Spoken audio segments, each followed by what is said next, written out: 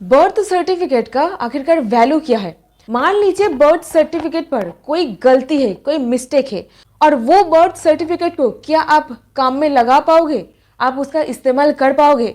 और यहीं पर जवाब में आएगा कि कौन से काम में बर्थ सर्टिफिकेट नहीं लगता है। स्कूल एडमिशन के लिए, जॉब के लिए, किसी का उम्र क्या है पता लगाने के लिए और इसी के साथ ही साथ नागरिकता साबित करने के लिए भी बर्थ सर्टिफिकेट एक बहुत ही इंपॉर्टेंट डॉक्यूमेंट होता है। और यहीं पर मान लीजिए आपको बर्थ सर्टिफिकेट पर कोई नाम वगैरह चेंज करना है। कई बार देखा जाता है बर्थ सर्टिफिकेट में स्पेलिंग में कुछ गलती रहता है और यहीं पर बहुत बार देखा जाता है कि बर्थ सर्टिफिकेट में छोटी सी छोटी गलती के चलते बहुत बड़ी प्रॉब्लम आ जाता है और म्युनिसिपल अथॉरिटी या फिर और कोई अथॉरिटी जो लोग बर्थ सर्टिफिकेट इशू करने के लिए अथोराइज है वो लोग मना कर देते हैं बर्थ सर्टिफिकेट में कोई करेक्शन करने से। ऐसे में आपके लिए ये एक बहुत ही सर दर्द कर देने वाला सिचुएशन बन जाता है। और यहीं पर मान लीजिए आपको आपका पेरेंट्स के नाम पर कोई सुधार करना है बर्थ सर्टिफिकेट में। मान लीजिए ऐसे एक परिस्थिति जहां पर बायोलॉजिकल फादर का नाम चेंज करना है बर्थ सर्टिफिकेट में। क्या ये पॉसिबल है? क्या ये हो सकता है? और वो भी बायोलॉजिकल फादर का नाम चेंज करना बर्थ सर्टिफिकेट में, जन्म प्रमाण पत्र में, ये एक बहुत ही बड़ा इशू हो जाता है। म्युनिसिपल अथॉरिटी के पास आप जाओगे वो तो सीधे सीधे आपके मुंह के ऊपर ना बोल देंगे कि हम लोग ऐसा नहीं कर सकते।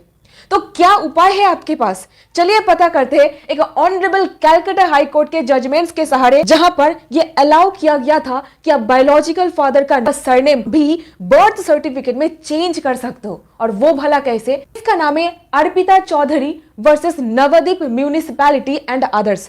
तो फैक्ट्स ऑफ द केस। कहानी की शुरुआत कुछ इस प्रकार से होती है। एक महिला जो अपने बच्चे की बर्थ सर्टिफिकेट पर मौजूदा बायोलॉजिकल फादर का जो नाम है उसको चेंज करके जो सेकंड पति है यानी कि उस बच्चे का स्टेप फादर, उनका नाम डालना चाहती थी। क्योंकि फर्स्ट मैरिज डिसॉल्व हो चुका था यानी कि डाइवोर्स हो चुका था।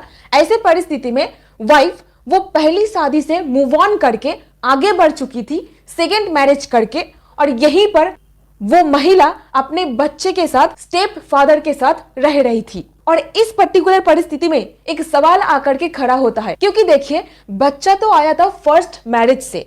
अब फर्स्ट मैरिज मतलब ये है बायोलॉजिकल फादर, लेकिन जो बच्चा है वो स्टेप फादर को ही एकदम अपने खुद के पापा की तरह ही मानता है। और इतनी टेंडर उम्र है कि वो बच्चा ये अंतर मतलब जो फर्क है एक बायोलॉजिकल फादर और स्टेप फादर के बीच ये पहचान भी नहीं सकता। छोटी सी उम्र के चलते ये दोनों के बीच क्या डिफरेंस है वो पता ही नहीं कर सकता। मादर का कहना ये था कि जब वो मैच्योर होगा तब उसको डेफिनेटली पता चलेगा कि स्टेप फादर क्या होता है और बायोलॉजिकल फादर क्या होता है। अगर वो देखेगा कि बर्थ सर्टिफिकेट पर किसी और का नाम है और अभी जिनके साथ मैं रह रहा हूं बचपन से जिनको ही मैं पिता के समान मतलब कि यही मेरा पिता है ये जान करके वो बड़ा हुआ है, लेकिन मैच्योर होने के बाद उनको पता चल रहा है कि बर्थ सर्टिफिकेट पर किसी और इंसान का नाम है, तब उसके लिए एक बहुत एम्बैरेसिंग सिचुएशन क्रिएट हो सकता है।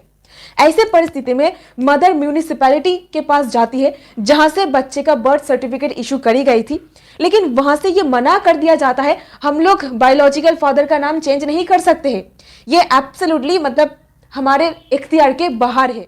यहीं पर महिला पहुंच जाती है ऑनरेबल कैलकाटा हाईकोर्ट के सामने। वहां पर एक रिट याचिका लगाई जाती है। ये कहा जाता है कि देखिए ये जो पर्टिकुलर बच्चे के बारे में यहाँ पर बात किया जा रहा है वो स्टेप फादर को ही अपने फादर की तरह एक्सेप्ट करता है, उनको ही वो अपने फादर के हिसाब से जानता है। और प्रथम विवाह से निकल के आने के बाद माँ और बच्चा दोनों ही स्टेप फादर के साथ ही रह रहे हैं और बच्चा बहुत अच्छे तरीके से इनको एक्सेप्ट भी किया है। और तो और जो स्टेप फादर है दोनों को ही एक्सेप्ट कर चुके हैं। ये पॉइंट को ऑनरेबल हाईकोर्ट ने कंसिडर किया। पॉइंट नंबर 2 जो हाईकोर्ट ने देखा कि यहाँ पर बायोलॉजिकल फादर जो है उनके द्वारा कोई भी ऑब्जेक्शन नहीं किया जाएगा, यानी कि बायोलॉजिकल फादर का कंसेंट है अगर नाम में परिवर्तन किया जाता है तो। और तो और स्टेप फादर भी अपना नाम वहां पर डलवाना चाह रहे हैं, उनका भी सम्मति है।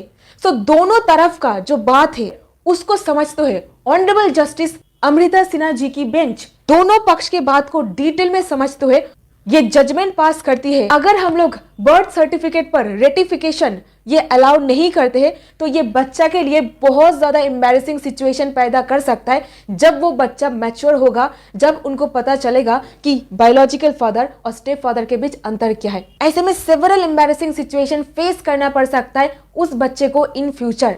तो यही चीज को मद्देनजर रखते हुए अलाउ करी गई मदर को और यहीं पर म्यूनिसिपैलिटी को डायरेक्ट किया गया कि आप ये अलाउ करो, एक फ्रेश बर्थ सर्टिफिकेट इशू करो। ये डायरेक्शन दी गई। और इस पॉइंट को मेरे दोस्त जरा ध्यान से सुनिए। एक सवाल आ सकता है, अगर बायोलॉजिकल फादर का नाम चेंज करके स्टेप फादर का नाम डाल दिया जाता है, क्या बायोलॉजिकल फादर के प्रॉपर्टी में हिस्सा मिलेगा उस बच्चे को? तो ये सवाल का जवाब कुछ इस प्रकार दिया गया। ये क्लियर करके कहा गया जजमेंट पर कि बायोलॉजिकल फादर का नाम डिलीट करके स्टेप फादर का नाम डाल देने से बच्चे का बायोलॉजिकल फादर के प्रॉपर्टी पर जो अधिकार है वो एक्सटिंग्विश नहीं हो जाता, वो इंटैक्ट रहेगा, हिस्सा उसको मिलेगा। जो सारे अधिकार है टाइम आने पर उसको डेफिनेटली मिलेगा। एक बायोलॉजिकल फादर के प्रॉपर्टी में बच्चा का जो अधिकार होता है वो बिल्कुल इंटैक्ट रहेगा। जब समय आएगा तब उसको डेफिनेटली अधिकार मिलेगा, हिस्सा उसको मिलेगा। जजमेंट के पेज नंबर 5 पर इस बात को स्पष्ट किया गया है। बच्चे का बेस्ट इंटरेस्ट को मद्देनजर रखते हुए यह ऑर्डर पास किया गया। और यहीं पर जरा देखिए, पेज नंबर 2 बहुत ही महत्वपूर्ण है। यहाँ पर एक सुप्रीम कोर्ट जजमेंट का सहारा भी लिया गया। एक ऐसा परिस्थिति सुप्रीम कोर्ट के सामने पर भी आया था और honourable supreme court of India के द्वारा ये अलाउ भी किया गया था। उस जजमेंट का पैराग्राफ नंबर 28। तो ये ऑर्डर दी जाती है WPA number 88 of 2023, date of order 29 फरवरी 2024। यहीं पर कोर्ट ने कहा कि ऐसे परिस्थिति में हम लोग हाइपर टेक्निकल अप्रोच नहीं कर सकते हैं, कानून रिजिड नहीं हो सकता है क्योंकि एक बच्चे का फ्यूचर का सवाल है। तो मदर के द्वारा जो अफिडेविट दिया गया है उसके ऊपर बेस करके माइनर चाइल्ड का पहला सरनेम रिप्लेस करके स्टेप फादर का सरनेम डालने के लिए बोला गया। एक रिवाइज्ड बर्थ सर्टिफिकेट यहाँ पर इशू करी गई थी। ये सब चीजों को देखते हुए कोर्ट ने कहा हर एक इंसान को डिग्निटी के साथ, सम्मान के साथ जीने का अधिकार है। सो दोनों फादर के तरफ से ही कोई ऑब्जेक्शन नहीं है बल्कि कंसेंट है। ये ऑर्डर दी जाती है। एक रिवाइज्ड बर्थ सर्टिफिकेट यहाँ पर इशू करी गई थी।